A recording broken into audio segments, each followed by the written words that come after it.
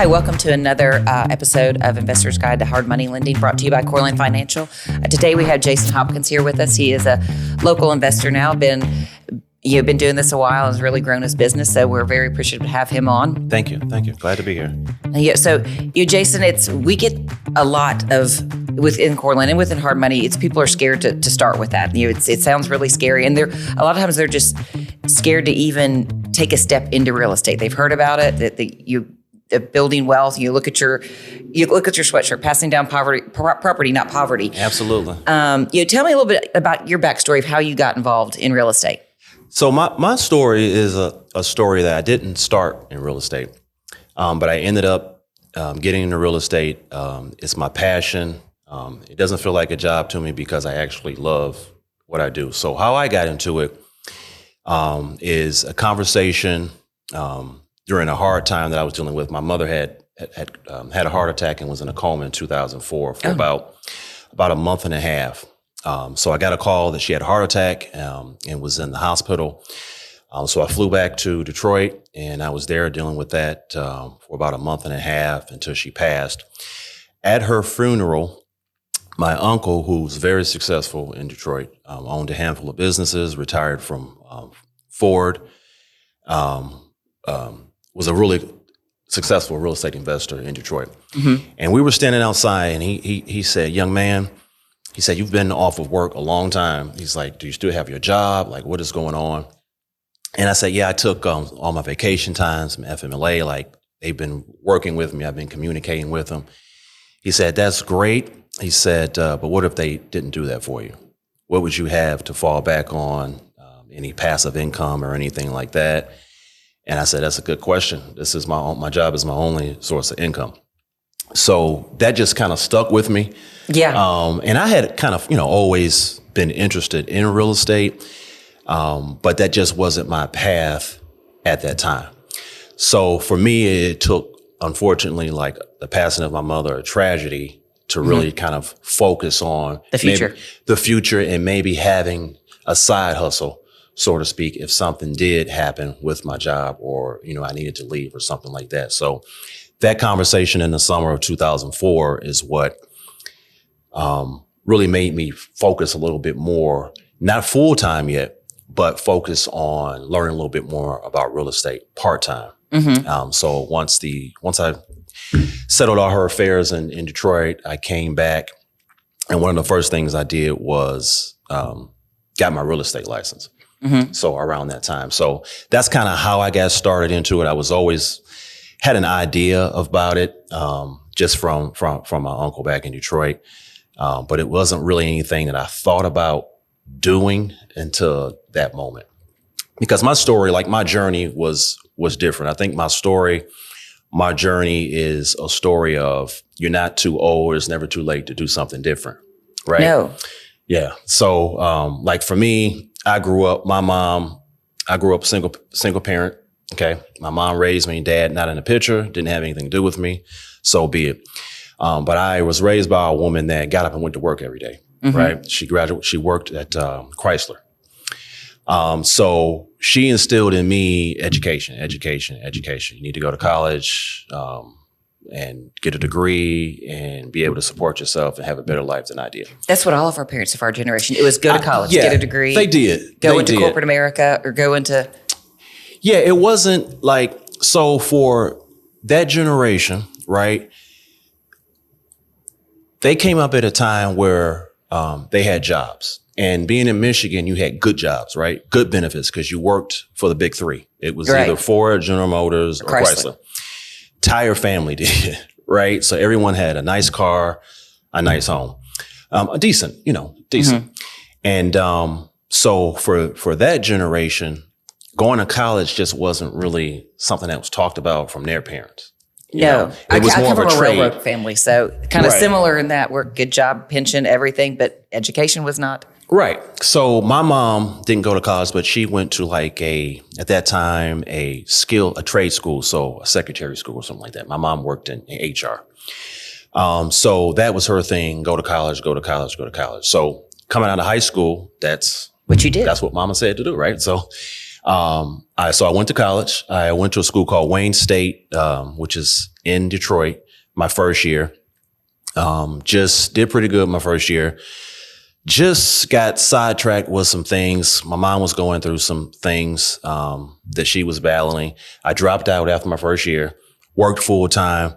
I realized very quickly that wasn't what I wanted to do with my life. So I said, the first thing I need to do was get out of Detroit, right? Too many distractions. I needed to just get away from the city. So I decided to transfer to a school called Central Michigan University, which is about an hour and a half outside of Detroit. Mm-hmm. The best decision I ever made at that age. That decision changed my life. So pretty much went to Central Michigan. At that point, I wanted to be a dentist, believe it or not, until I got into organic chemistry. And that changed within the first 2 weeks. Biology, I was cool, but again, organic chemistry changed my mind relatively quickly. I ended up dropping the class, wandering around campus, depressed, to figuring out what I was going to do with my life. And then I saw this billboard. Why is it organic chemistry? I remember back when my friends that were pre-med, they hit that class and it was the one that almost broke them. Yeah, it breaks you. I found that out later on.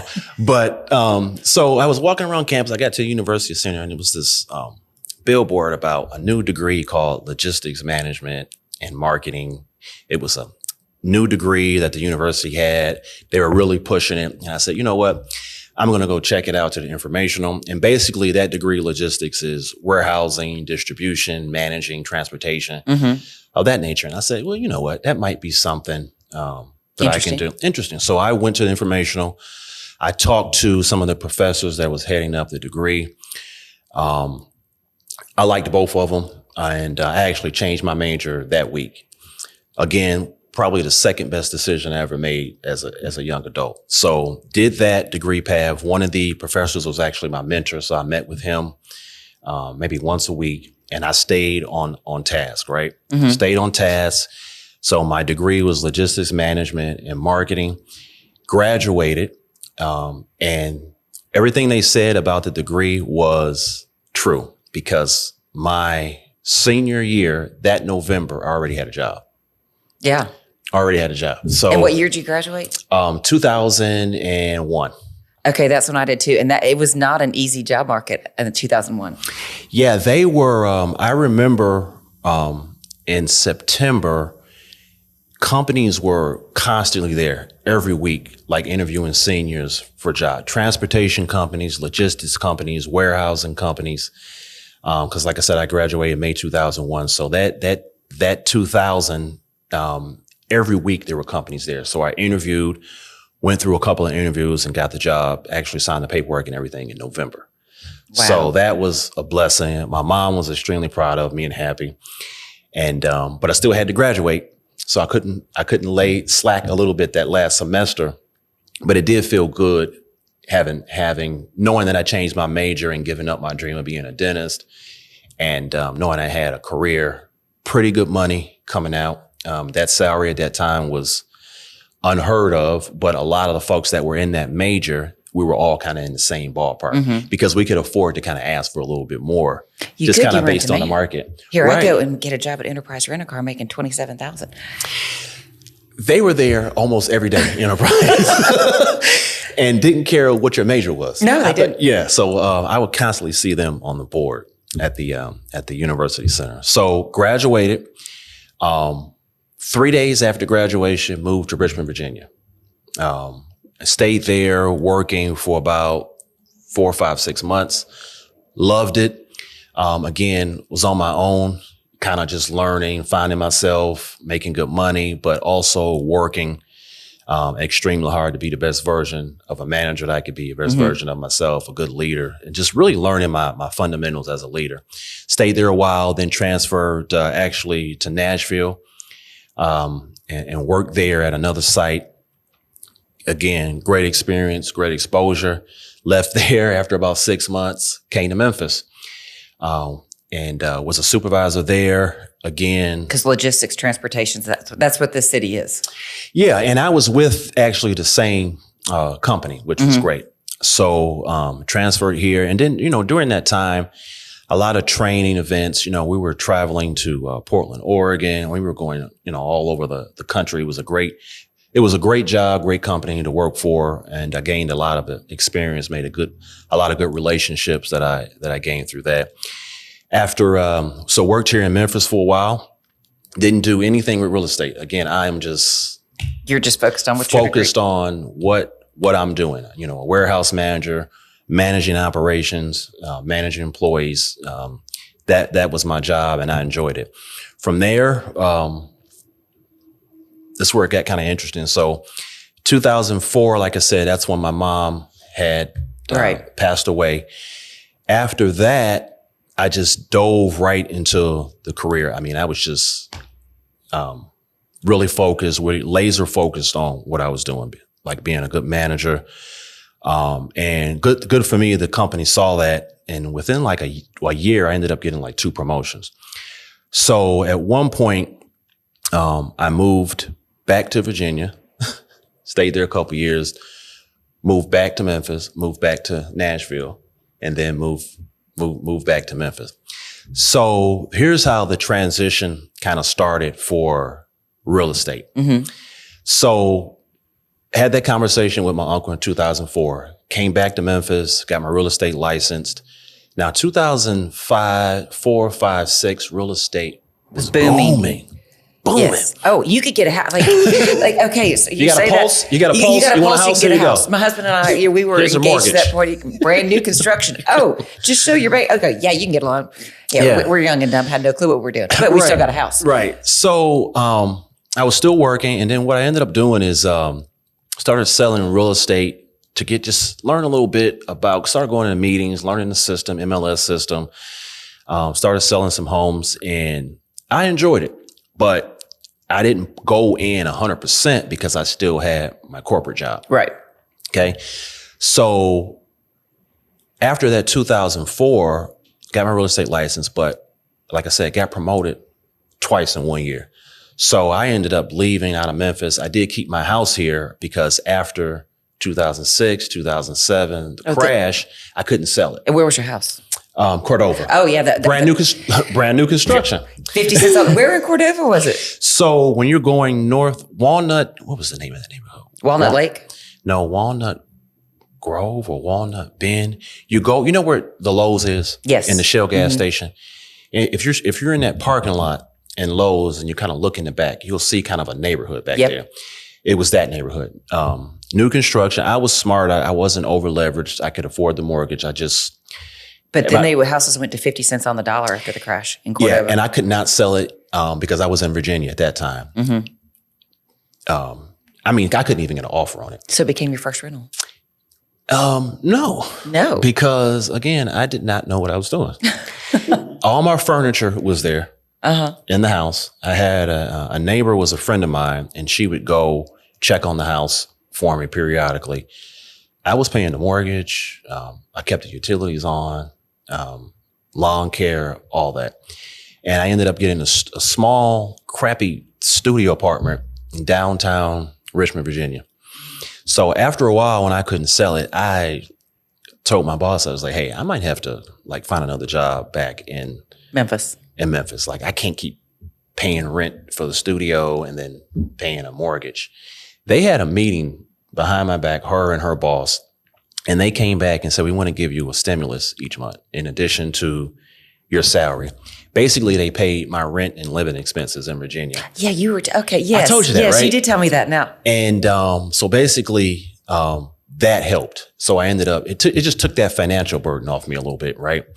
So they did that, and but I still couldn't sell the house. And after a couple of years, I just went back to them and said, I gotta get back there. I can't keep, paying the mortgage. I appreciate everything. And I was, like I said, got another job at that point, which was a promotion, making a nice promotion.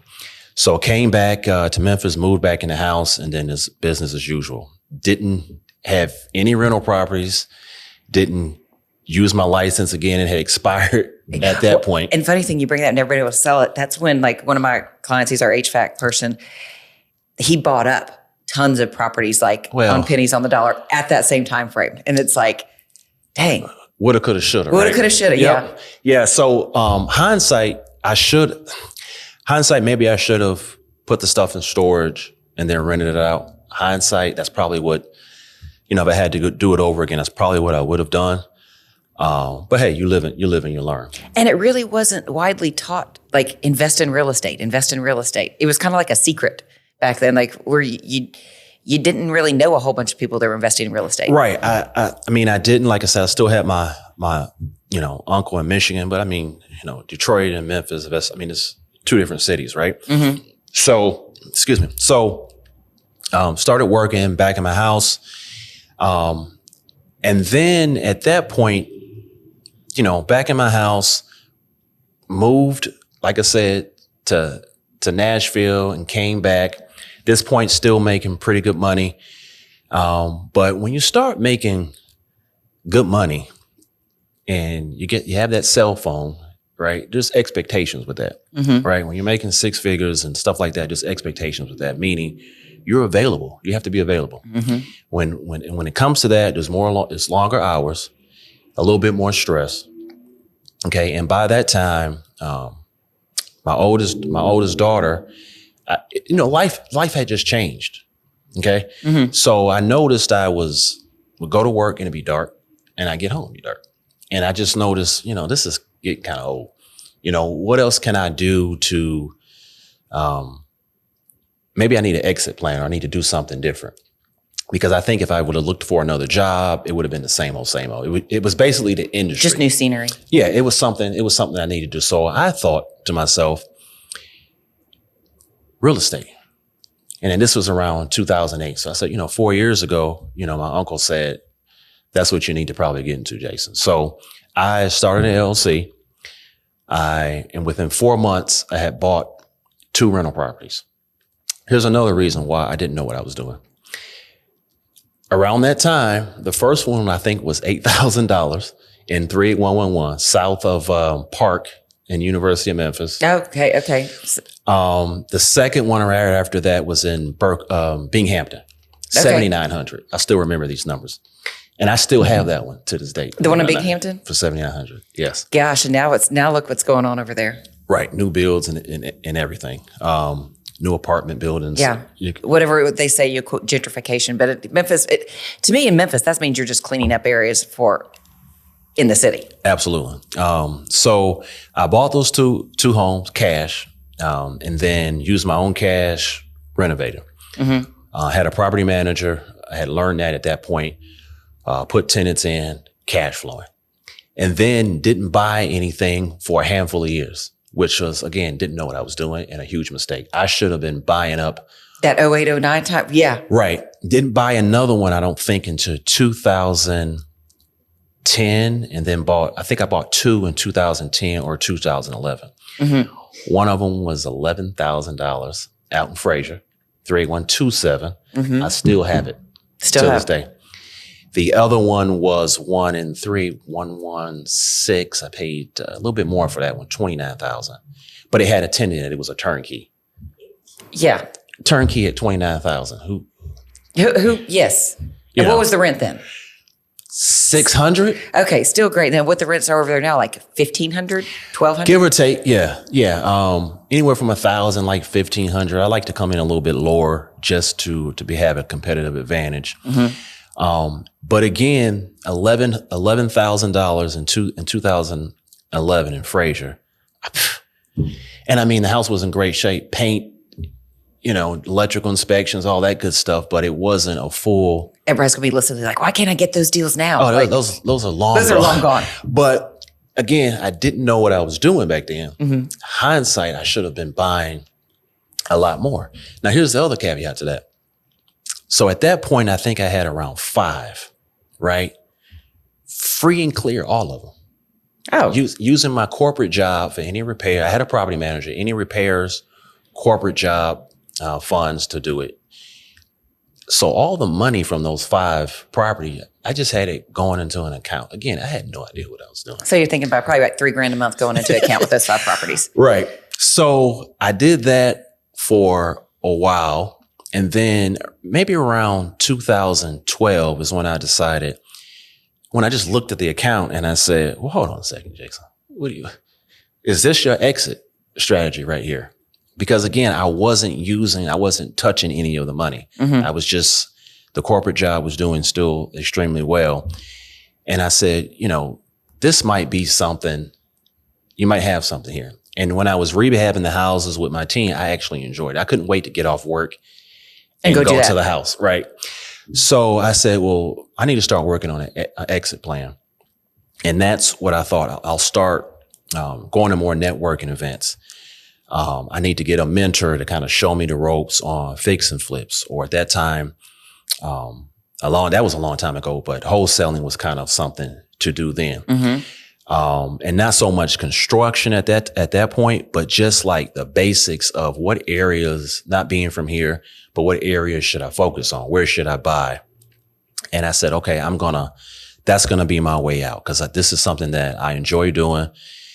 It was scary, but to have a job, and a good job, good benefits, a steady check coming in for 12 years or so, and then leaving that. And I had doubts about myself, like saying, well, maybe I'm too old to do that, or maybe I'm not good enough to completely change my lifestyle, completely change what I'm doing for a living. Because that's hard for a lot of people, right? It's very hard. It's very scary, because it's not like you bring back up. It's our parents said, go to school, get a job, get a good corporate job. That's what you do until retirement. And so it is very scary. I know when my husband and I first got in, both of our parents are looking at us like, what are you doing? So, because that's something that they didn't do. Yeah. And I'm sure if someone's listening to this, I hope it can be an alarm to them that it's never too late to do something different. It's never too late to reinvest yourself. It's never too late to just take a chance on yourself and bet on yourself.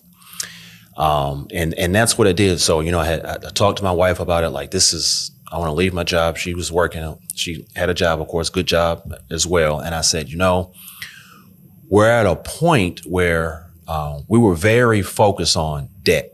So student loans, paid them off, get out of here. Trucks, cars, paid them off, get out of here. Credit cards, done, get out of here. David Rams would be so proud. He would. But we just wanted to focus on that. So the credit scores were really good. And we didn't have a lot of debt, so it could afford me to do that. So at that point, I think I told her, she was 8 months pregnant with our second child at that point. And I said, yeah, I'm ready to leave. And I gotta quit. I have to quit and just do it. And she supported it. So again, didn't know what I was doing. Hindsight, I should have worked probably 2 more years. Because it was rough. Like, I'm not going to sugarcoat it and make it seem like it's a fairy tale. Oh, I'm an entrepreneur. It was great. I left my, 6-figure job to do this. No, absolutely not. It was irresponsible, to be honest with you, a little bit. But the good thing was, like I said, the car notes, the student loans, the credit cards, all that stuff was paid for. So we just had the daily expenses and a mortgage. But from a mental standpoint, I struggled a lot. And it's different. You're used to a check every other week. And when you're an entrepreneur, you're not getting that. No. So it was just, and then I'm investing in a mentor. I'm investing in different channels of how I'm running my business, and I'm figuring things out, and I'm failing on things and stuff like that.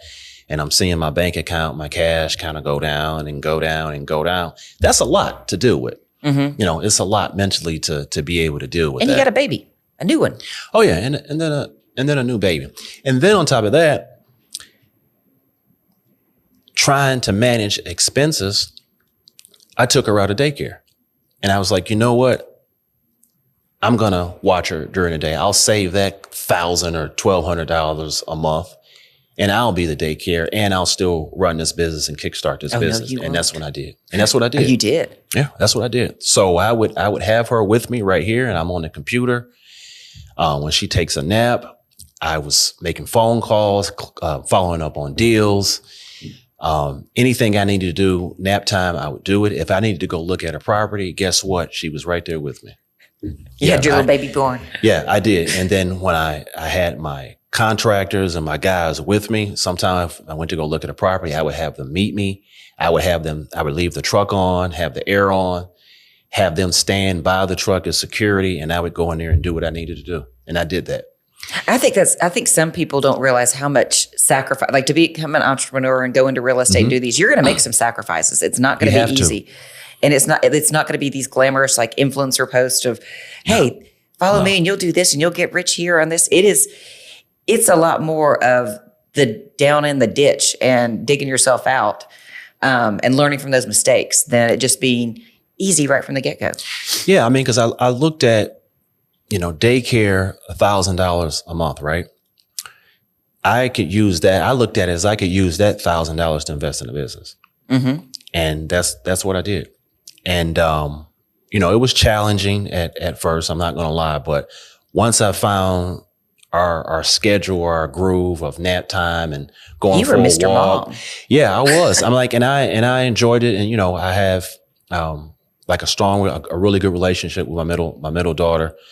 But it showed me, again, this is just a testament to people that it's not going to always be peaches and cream. It's not going to always be a fairy tale. You got to put your working boots on and do things that work for you at that moment. Would I have been a lot more productive probably if she was in daycare? Probably so. But at that point, I felt that that's the decision I needed to make. I needed to dump that $1,000 into my business. And she's an excellent student, because again, she was with me. We worked on things, alphabets, colors, stuff like that. And I look at that and I think that you can't really measure that. And you can't replace that. You can't replace it. You can't replace it. And because the last few years that I was working, I missed a lot with my oldest because I was working so much. Mm-hmm. Right. So, during that time frame, again, the first 2 years were extremely rough. But again, I tell people, get a mentor. I did that and really started figuring things out, like really grinding, really hustling, really like learning, really networking. And that's when I realized, when I started going to meetups, I met Douglas. Mm-hmm. And that's when I realized, and Douglas and other investors that were really serious in the city, really invested in the city. That's when I realized I really didn't know what I was doing. So I had to learn. I had even more to learn because Douglas was a guy, and that's why I've always been appreciative of him and always checked in with him and made sure I've kept that line of communication, because he really showed me the vision of how money works and how real estate works. Because I met him and I said, yeah, I'm just trying to raise a little bit more capital. I don't know if I want to do hard money, or I'd really like to get a line of credit. Like, how does all this stuff work? I've talked to some banks. They don't want to work with me. And I mentioned that I had 5 properties free and clear. And he goes, oh, wait, free and clear? And I was like, yeah, I just, got them free and clear. He's like, why don't you leverage them? I'm like, well, what's that? Again, still learning, don't know what I'm doing. He says, well, you can go to a bank. They'll appraise them. They'll give you 75 or 85% loan to value.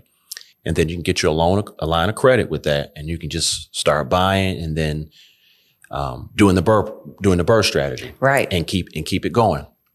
And I said, okay. So he gives me a contact at a bank that he's very familiar with and he works with, called the banker. Douglas put a good word in for me. I met with the bankers for a while. They loved the credit score, right? Loved it. And they said, you know what? We're going to do business with you. The properties are good properties. We think they're going to have good value for you. And instead of giving you 75%, we're going to give you 85%. We consider you a tier 1 investor. I think that's people still don't realize how important it is, how important credit is, even in the real estate for you being an investor.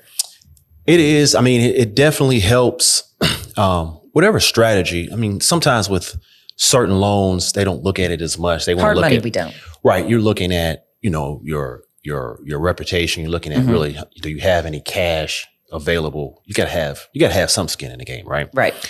But with having those five properties, and they looked at everything though. They did, like I said, they did a credit check. They looked at rent rolls. They made sure I had insurance and all that good stuff on the properties, and all my documentation that I showed them and just meeting with them. It just was, they saw it as a good fit.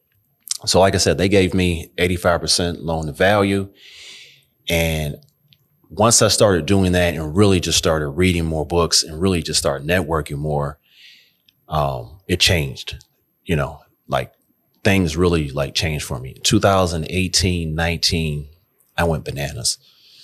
I mean, I was buying, and I had my systems in place at that point, direct to sellers, distressed. I wasn't really buying off MLS anymore at that point, off market deals, buying, rehabbing, renting, refinancing, and just doing it again. And it was over and over, duplexes, homes, zero lots, and building the portfolio up. Mm-hmm.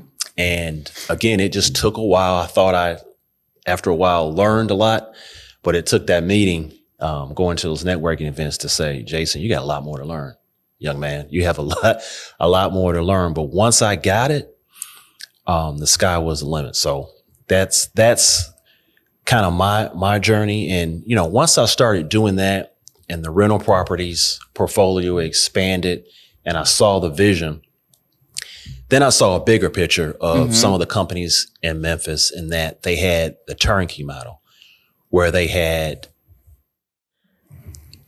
their footprint in all aspects of the business. So they could buy a property, sell a property, they could renovate the property, then they could do property management and then do the repairs for the property. So then that was my vision long term, was how can I kind of have a turnkey aspect of the business? So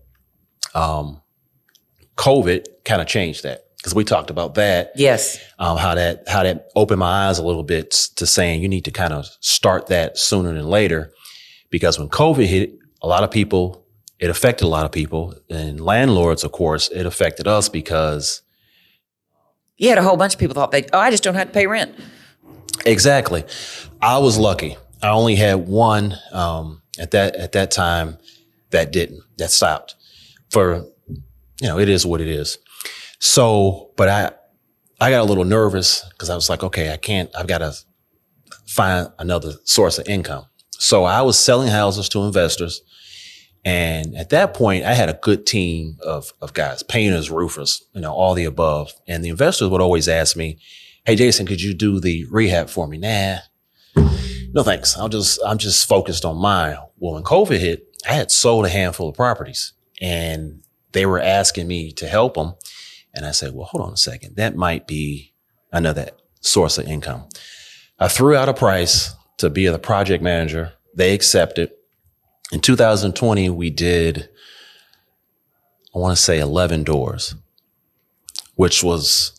It's big. I mean, it's a start. I mean, it was a start. And I said, okay, here's a start of your vision. Now, me being me, I want to make sure my paperwork and everything is in order. So the next year I went back and I got my contractor's license so that I can be legitimate and I have coverage. And it's just a way to sell yourself too, of being a licensed contractor. So did that. And I think the second year we went from 11, I think we did like 22 that second year. So you doubled it. And then the year after that, 49 projects. Over doubled it again. Yeah. And the last couple of years, it's constantly been up, 50 plus. So that was, again, and reputation matters. Like relationships matter. Mm-hmm. You're in real estate. You've kept increasing it. And this town, like at least Memphis, it's like one big small town. Word of mouth is a huge deal of what your reputation is, how you treat people, what type of work you put out. Because you can make a great name for yourself in this town, or you can be run out of it. Absolutely. And a lot of the clients were word of mouth. Like they met someone, they started investing in Memphis, or they were looking for someone to help them with their properties, and they say, hey, I know Jason over at Star Level Construction. He's, does well for me. He's a man of his word, integrity, honor, does what he says he's going to do on time. And that brought in a lot of business as well. And of course, I think I think when people are investors and they're looking for a contractor, I think being an investor myself, I think it gives me a competitive advantage because I know what they're looking for. I know what they want. And what's going to bring what's going to maximize their rent versus how much they're having to spend too. Absolutely. Absolutely. So that was the second piece of, okay, I can find properties, I can sell properties. I can do the rehab on properties now. So the last component would be the property management component to keep, again, everything in-house. And at that point, I started looking at my line item for property management as the portfolio was growing, saying, holy crap, you're paying a lot in property management, like a lot. But I loved my property manager. I had a good relationship with them. But I said, what if I did property management?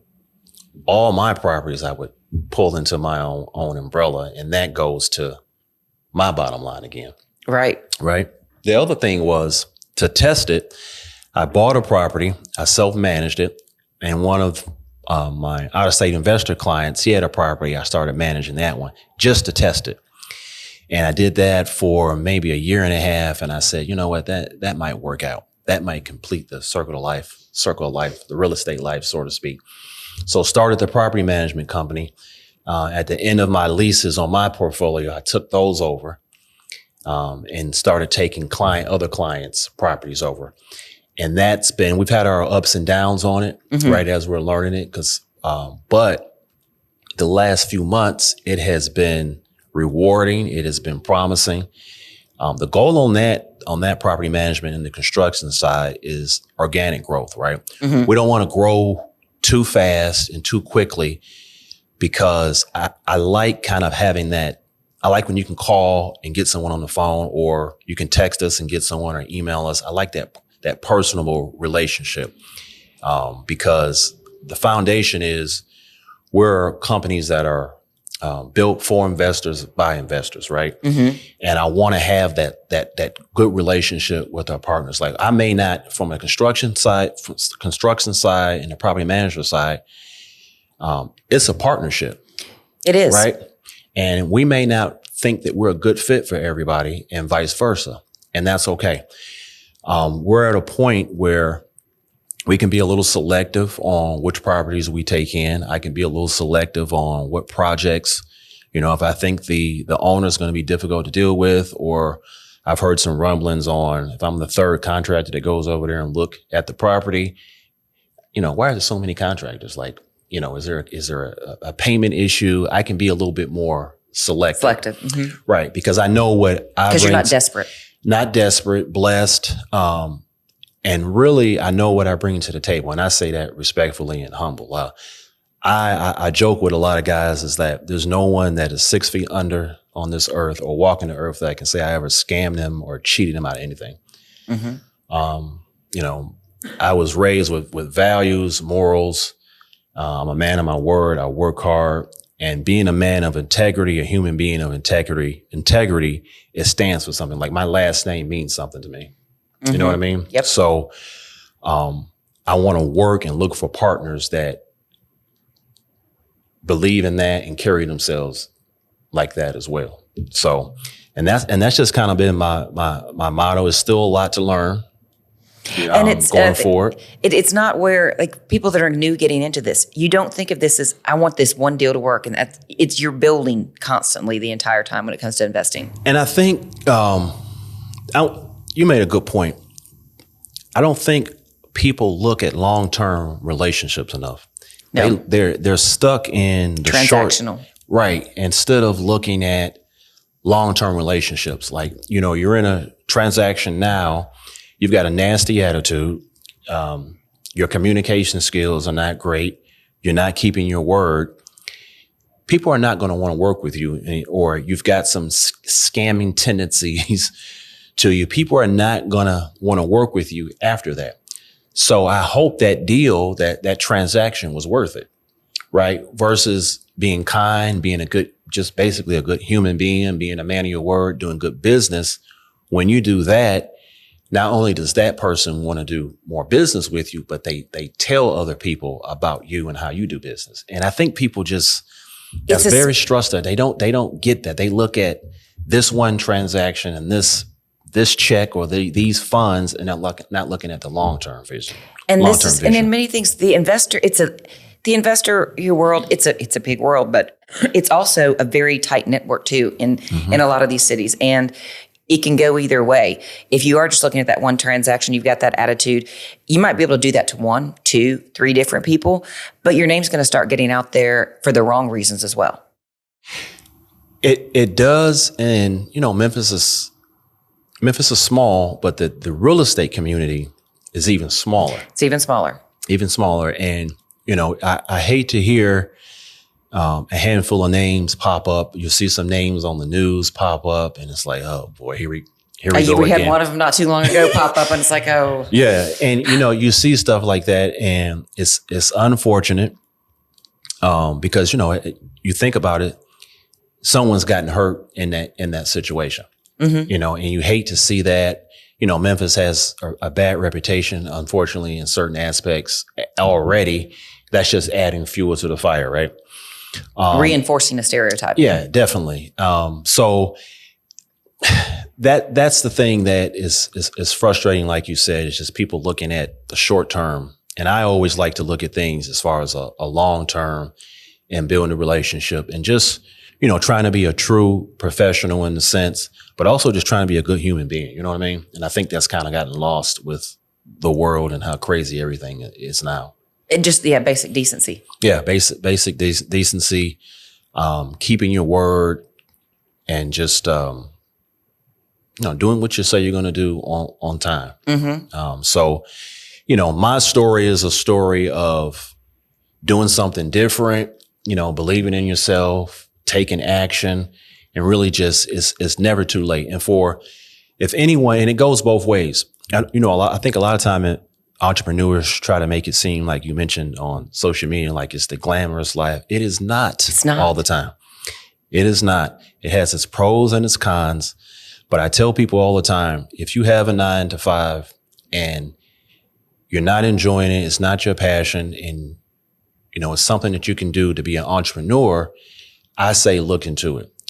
Or it might be a totally different industry, but it's still a 9 to 5. That is okay. Because I think a lot of times, like the last 5 or so years since COVID, people are trying to shame having a 9 to 5. I don't see anything wrong with having a 9 to 5. It's stability. At all. There's a lot of stability in that too. Right. So my thing is you need something though to plan for the future for when you do retire, because you don't know. We've lived through the stock market crash. We saw like our parents' generation where their 401ks were wiped out because we don't have the pension plans like these old school, like your mom would have had, like my father has.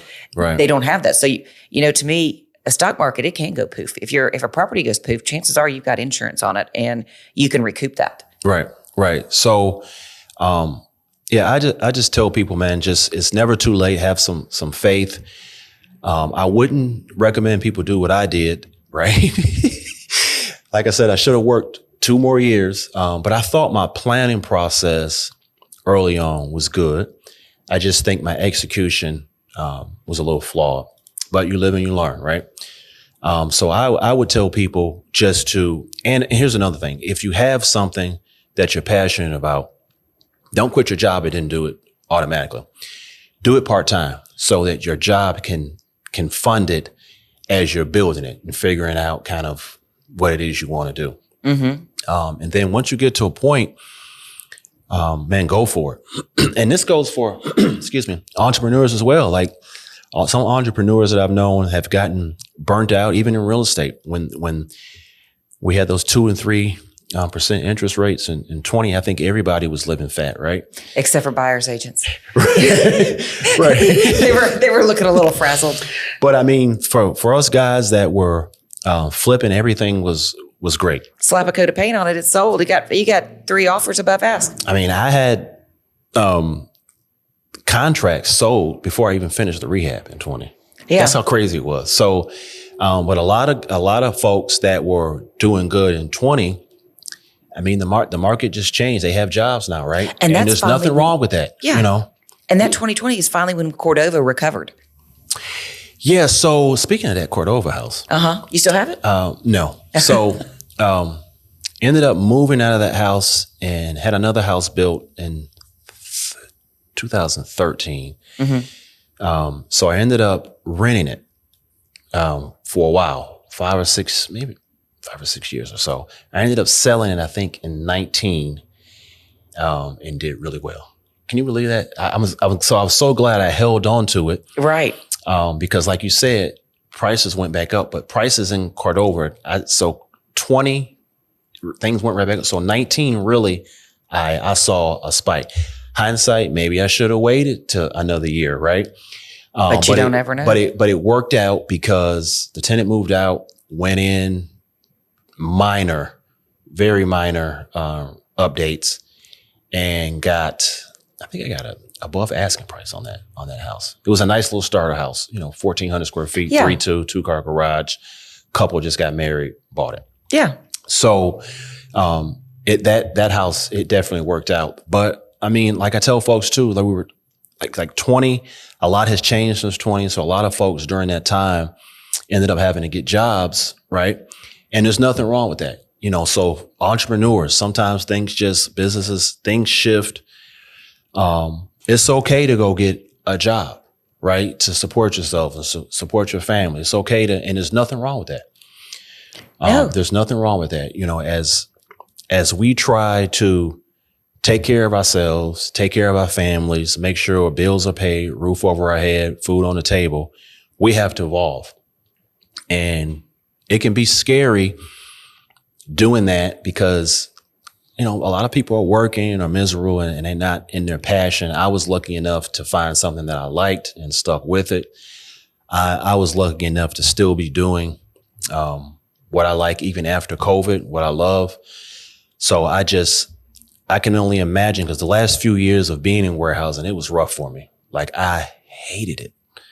So I can only imagine people going through that and living through that, but people have to, in order to have income coming in. But the way the market is now, the way the world is now, my caveat would be have something, whether it be real estate or an Etsy store or a Shopify store, whatever the case is, have something in your back pocket because jobs are not guaranteed. And as we get into more AI and automated things, and we got a lot of AI coming in here in this area. Right. And you just see a lot of jobs having just big layoffs.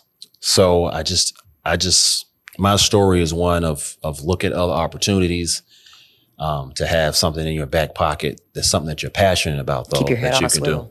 Yeah, absolutely. I mean, it's just you just have to adapt, now, especially now in this climate that we're in.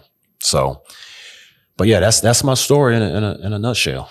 Well, I appreciate it's one I think a lot of people will relate to of what they're wanting to try to do. So, I really appreciate you coming on here, Jason. Anything you want to tell them about your company with your contracting or property management? Yeah, so we have a couple of different entities. So our one company is our portfolio company, and we buy and keep rental properties there. We have another company which is our fix and flip company. I had to start that separate because my accountant said, I don't like you fixing and flipping companies and having buy and hold. You need to have a separate company. One. So we changed that up. Star Level Construction, that is our construction, of course. We really specialize in get readies, right? So we know what a good get ready is to get top market rent. We'd use that company for our fix and flips as well. And then, of course, our newest company started last year, Star Level Property Management. You can find both companies, Facebook, Instagram, starlevelpropertymanagement.com. You can reach us on there. We have or contact us at starlevelpropertymanagement.com. Email us there. Website, we have a form to reach out if you're looking for property management. Again, we're a smaller company. We are accepting new clients, new partners with that. And that's what we're doing. Steady growth going forward, still being a company, a man of our word, values, being humble, respectful, and just happy to be with an opportunity in the great city of Memphis that's embraced us to do good business. provide good product, good quality homes, safe homes, functional homes, affordable homes, for the community. So, and that's what we're doing, man. I'm blessed. I know it's a new year. New year. I've already got one purchase in the portfolio. Nice. So like I said, we tore down a house Friday. We talked. Was that on air? Was that on this? No, that wasn't on there. Yeah, you have a couple lots. That. You got, like you said, over in Whitehaven and one in Orange Mound. Yeah. So one we tore down Friday, and I'm gonna wait. Memphis is funny. End of November, February, you have these freezes. So I don't want any delays with anything. So I'm gonna wait till about probably April, and we're gonna start on one. I do have a mentor for that. Anyone getting into real estate or any other occupation, I always suggest invest in a mentor. So I'm really looking forward to that this year. Trying development and building a new construction home. I'm going to build a 4-2. So that's what we're working on. And again, continuing to work on myself, working out, trying to eat better, which is hard in Memphis with the barbecue what are we talking about? It's we got good food. The food, yeah, very good food. But just trying to, in order to, run businesses and do all that, you got to be healthy. You got to be grounded and solid. So I'm working on trying to eat better. I'm working on working out more, reading more, trying to be just a little bit more, having a more connection with my spirit and my mental. And then trying to get that in order. And then, of course, when you get that in order, get yourself in order, transition into your business. So I'm excited, man. Trying to do some new things this year, like I said, with the new construction and expand the other businesses. So I'm also on Instagram and TikTok. I am not on there. Douglas telling me you need to do more content. But I'm going to get back to it. But on Instagram and TikTok, it's the Memphis Real Estate Shark. And on there, I'm not selling courses and meetings and anything. I'm not selling anything on there. Basically, I'm just documenting the process, trying to give tips, real estate tips for fix and flip, rehabbing, what to look for, what not to do. So if anybody's interested on there, I do try to respond to people as best as possible, as quickly as possible for any questions. Anyone has any questions, they can reach out there if they want to get started. I'm an open book. I believe if you put good energy out there, it'll come back. Yep. Right. So, TikTok, Instagram on there. And you mentioned this is one of my other companies. I have a Shopify store, real estate merch. As you know, lending, real estate, anything entrepreneur, you have to advertise what you do.